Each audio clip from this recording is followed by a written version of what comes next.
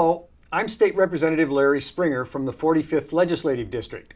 The 45th District includes parts of the cities of Kirkland, Sammamish, Redmond, and the cities of Woodinville and Duval. I want to speak to you about a couple of late-breaking developments down here in Olympia. This is what we refer to as cutoff week, meaning all the bills that will be considered for further consideration during the session have to be out of their fiscal committees today. But before we get to one of those bills, I just want to take this opportunity to highlight a Supreme Court decision that was announced today.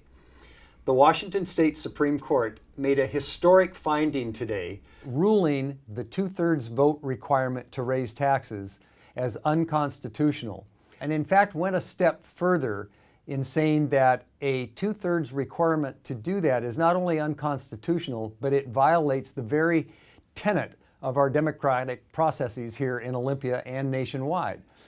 I realize that this is a very controversial subject and there are very strong feelings on both sides of the issue. But I want to point out that you elected all of us down here to come down and make decisions and do our job. We do that best when we're free to make those decisions, and it works best when you're free to cast your vote for us based on whether you like the decisions that we made. So I look forward to working with you without the restriction that 17 senators would be all it takes to thwart the efforts of 147 other legislators. So with that in mind, let me just talk about a bill that got out of appropriations this morning. It's called a value capture bill. Doesn't sound very sexy, I understand. But it is a bill that in fact means a lot to local school districts and to local cities, to fire districts. It's a bill that will allow cities and counties to redevelop property by creating a bonding mechanism to pay for the infrastructure. So for example, back home we have the Totem Lake Shopping Center.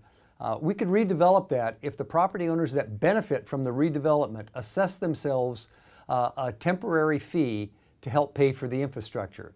And out of that will come money to help do such things as environmental mitigation and provide for affordable housing. It's, I think, a great tool. We've been working on it for years. I'm hoping we can get it through the legislature.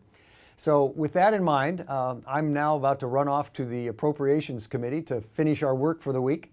So I appreciate you taking the time to listen, and please don't hesitate to get in touch. My contact information is on the screen. Thanks.